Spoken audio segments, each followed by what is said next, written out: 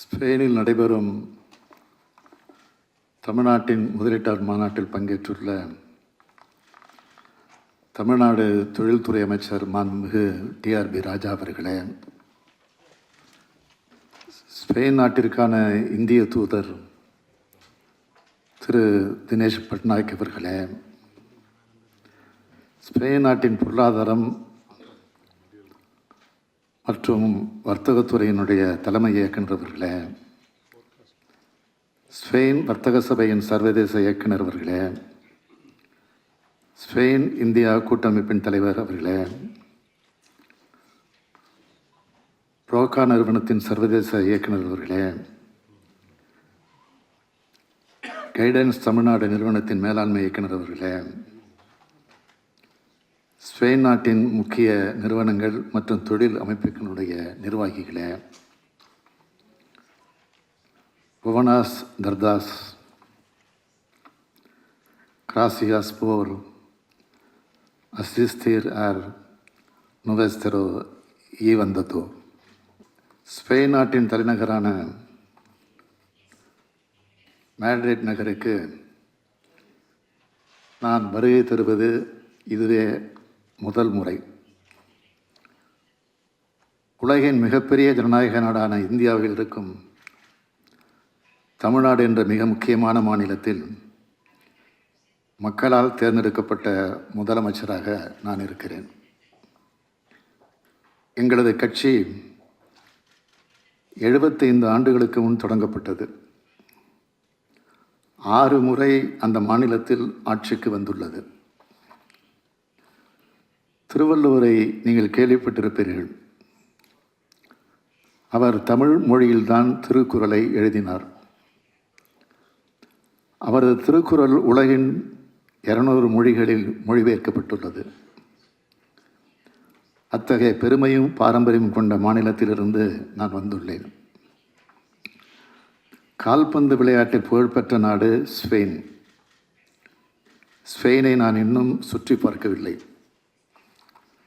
நான் பார்த்த வரையில் கலைகளின் நாடாக காட்சியளிக்கிறது. உங்களது கலை உணர்வு ஒவ்வொரு கட்டிடத்திலும், தெருக்களிலும், ஒவ்வொரு மூலையிலும் உள்ளது. அழகான நிலப்பரப்பும் துடிப்பான கலாச்சாரமும் இணைய பெற்று மக்கள் மகிழ்ச்சியாக வாழும் நாடாக ஸ்பெயின் நாடு விளங்குகிறது. பழம்பெரும் வரலாறும் பாரம்பரியம் பெற்ற இந்த நாடு போன்றே வரலாற்று பெருமை கொண்ட தமிழ்நாட்டின் சார்பாக இங்கு வந்து உங்களை சந்திப்பதில் நான் பெரும் மகிழ்ச்சி அடைகிறேன். உலகிலேயே அதிகம் பேசப்படும் 2வது மொழியாகவும் 20 நாடுகளின் அதிகாரபூர்வ மொழியாகவும் விளங்கும் ஸ்பானிஷ் மொழி போலவே எங்களது தமிழ் மொழியும் பாரம்பரியம் மிக்கது. கிட்டத்தட்ட 5000 ஆண்டுகளுக்கு மேல் பழமை வாய்ந்த இலக்கிய மரபை கொண்டுள்ள மொழி எங்கள் தமிழ் மொழி. ஸ்பெயினுக்கும் தமிழ்நாட்டிற்கும் ஒரு மிக பெரும் ஒற்றுமை இருக்கிறது. காளை அடக்குதல் விளையாட்டு ஸ்பெயினின் தேசிய விளையாட்டாகவும் பாரம்பரிய விளையாட்டாகவும் விளங்குகிறது.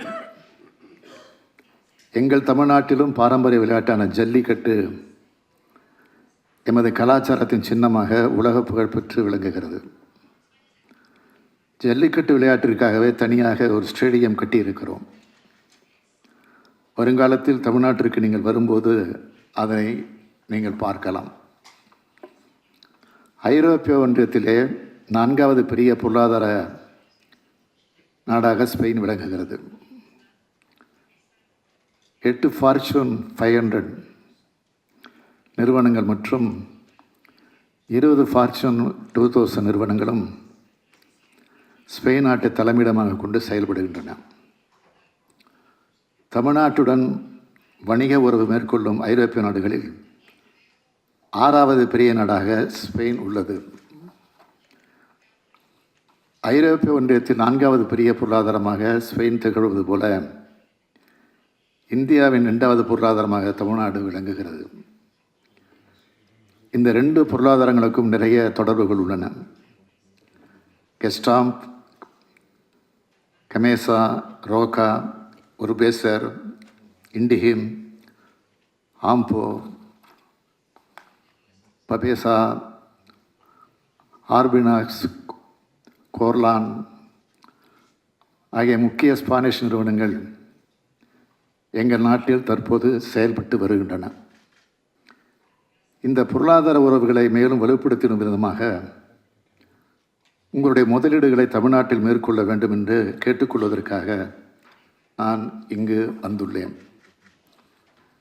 இதற்கு முன்பு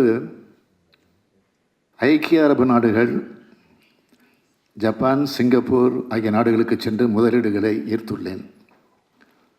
தொடர்ச்சியாக அமெரிக்கா, ஆஸ்திரேலியா ஆகிய நாடுகளுக்கு செல்ல இருக்கிறேன். கடந்த ஜனவரி 7, 8 ஆகிய நாட்களில் நாங்கள் நடத்திய உலக முதலீட்டாளர் மாநாட்டிற்கு America, England, Singapore, Japan, Korea, France, Australia, Germany மற்றும் டென்மார்க் ஆகிய 9 நாடுகள் எங்களுடன் பங்குதாரர் நாடுகளாக இணைந்திருந்தன. மேற்கு ஆஸ்திரேலியா மற்றும் தைவான் பொருளாதார மற்றும் கலாச்சார நிறுவனங்களும் எங்களுடன் இணைந்து செயல்படுகிறார்கள். 30 நாடுகளைச் சார்ந்த 100க்கும் மேற்பட்ட நிறுவனங்கள் எங்கள் மாநாட்டிற்கு வந்திருந்தார்கள். மிக பெரும் தொழில் நிறுவனங்களான ஹுண்டாய், டாடா போன்ற நிறுவனங்கள் தங்கள் முதலீடுகளை பன்மடங்கு அதிகரித்துள்ளன. 130க்கும் மேற்பட்ட ஃபார்ச்சூன் 500 நிறுவனங்கள் தமிழ்நாட்டில் நமது திட்டங்களை நிறுவியுள்ளதே தமிழ்நாட்டு முதலீட்டுக்கான சிறந்த சூழல் அமைந்துள்ளதற்கு இது ஒரு சான்று. இதன் தொடர்ச்சியாக ஸ்பெயின் நிறுவனங்களும் தமிழ்நாட்டை நோக்கி வர வேண்டும் என்று கேட்டுக்கொள்கிறேன். வாகனங்கள், குறிப்பாக மின் வாகனங்கள், மின்னணு கருவிகள், தோல் பொருள்கள், தோல் அல்லாத காலணிகள், ஆடைகள் போன்றவற்றிலும் உற்பத்தியிலும் தகவல் தொழில்நுட்பம், புதுப்பிக்கத்தக்க எரிசக்தி, உயர் மருத்துவ சேவைகள் போன்ற பல்வேறு துறைகளிலும் இந்தியாவின் முன்னணி மாநிலமாக தமிழ்நாடு திகழ்ந்து வருகின்றது. இந்த துறைகளிலும் வான்வெளி மற்றும் பாதுகாப்பு, உயிர் அறிவியல் மற்றும் உயிரிய தொழில்நுட்பம், மருந்துகள், உணவு பதப்படுத்துதல், உப்பு நீக்கம் மற்றும் நீர் சுத்திகரிப்பு ஆகிய துறைகளில் உங்களின் மேலான முதலீடுகளை மேற்கொள்ளுமாறு ஸ்பெயின் முதலீட்டாளர்களை நாங்கள் கேட்டுக்கொள்கிறோம். தமிழ்நாட்டில் தொழில்களை துவங்க வரும் முதலீட்டாளர்களுக்கு அனைத்து உதவிகளையும் செய்வதற்கு தமிழ்நாடு அரசு காத்திருக்கிறது. பல்வேறு தொழில்களை மேற்கொள்ள உகந்த சூழலையும் திறன்மிக்க மனித வளத்தை உறுதி செய்வதோடு பல்வேறு தொழில் கொள்கைகளின் உயர் சலுகைகளையும் அளிக்க இருக்கிறோம்.